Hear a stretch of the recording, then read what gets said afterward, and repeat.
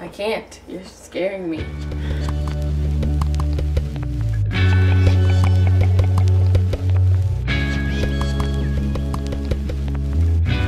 Okay. What's up? My name is Khadijah Provo. You can follow me on Instagram, Twitter, and Snapchat at Khadijah Provo. To help you get to know me better, I'm gonna do my first interview with my mom.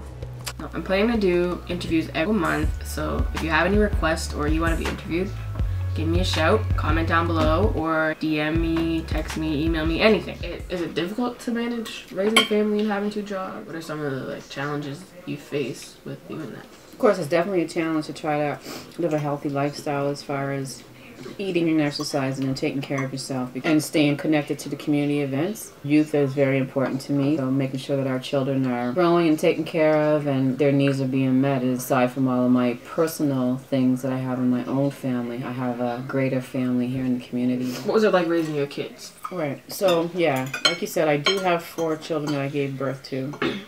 But I do have other children that I consider to be mine as well. I was a young mother. I had my first 2 boys when I was very young. I was a teenage mom with 2 children. It was like raising 2 different families. I grew up with my older 2 boys, Drico and Cavell. We grew together. My whole life changed differently. I was a little bit harder on them than I am with you. So for raising a daughter was totally different. One of the things that I always wanted to make sure of with all of my kids, but especially with my daughter, was to have open communication.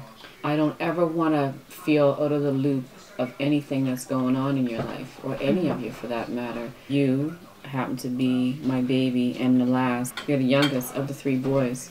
The boys got into things that were manageable. I grew up with them, so we were growing together. We were learning from each other, and I continue to learn. Even though I'm more mature now, I still continue to learn from my children every day. Then when you and Novell came along, I was a little bit more stable. Things were totally different, and I had that experience, of course. This is when I should have been having a family, in all honesty. Being pregnant as a teenager in high school.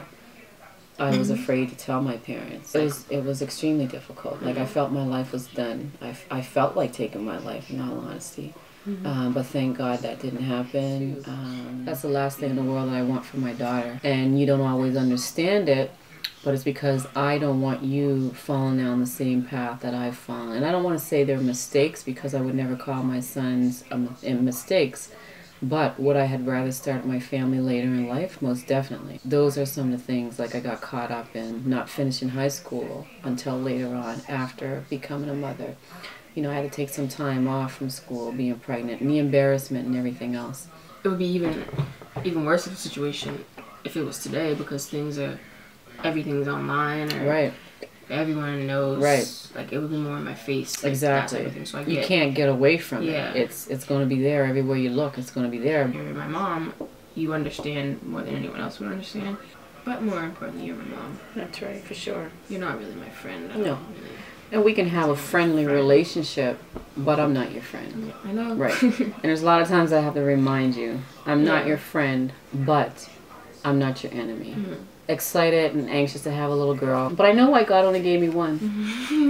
And I know I stopped saying that after a while, because it used to bother you all the time, but I'm thankful that I had those 3 boys first to prepare me for you. Because I'm not that bad, though. You're growing now and you're maturing now, so things are so different than when it was when you were going through that stage of, from, I'd say, maybe 12 years old to 14.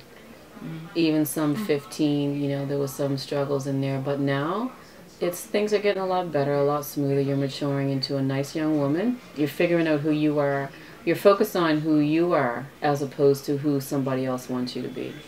And that's the one thing that when you do that, when anyone does that, no matter who they are at whatever age, is when you'll understand and know that, okay, you know what, this is what I should be doing. This is how I'm going to build me and how I'm going to love me. I want my daughter to be able to experience the world, like to be able to go and finish school, go on to university. I had to go back to university later on in life. I want you to experience that fresh from school, so that you have all those opportunities to do school, to travel, to pursue all your dreams, all your careers, like whatever your choice is, sky's the limit in whatever you want to do. So like I said, keeping that open communication is key. Social media is extremely hard with raising a daughter because you have so many images that you feel like you have to adhere to and live up to. Like, you know, everyone wants to be beautiful. Everyone's concerned about that physical appearance. Yeah, I didn't grow up with social media, and my boys didn't have to worry about that stuff at that time as well. Like Naval has, of course, but you know, it's just different. He's been so distant. But for you, everyone's looking to see what you're doing, how you're looking. You're relying on what the world thinks about you as opposed to figuring out who you are and what it is that you want and like in life. The friends and the boys. I may lose friends all the time, but you never lose your mother. Yeah, like I can't get rid of you if I wanted to. You can try. I can try. But I'll always be there for when you come back. Your friends are not always going to be there. Correct. You know, there's nothing greater than a mother. Like, other than God, your mother is next in line. Yeah, and God first, you don't really have any later. friends either, so it's good.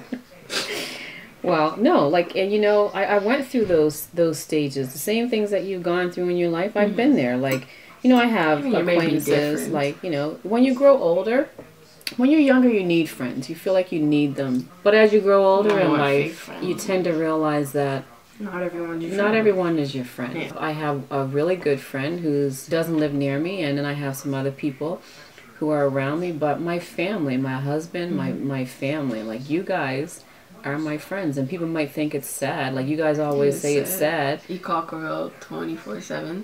Like, this is, like, I'm content. I'm satisfied with who I am. I'm not a partier. I'm not one of those outward people. Yeah, call me dry. But you know where I feel the most happiest in the world? Yeah, it's when you're in church. In church.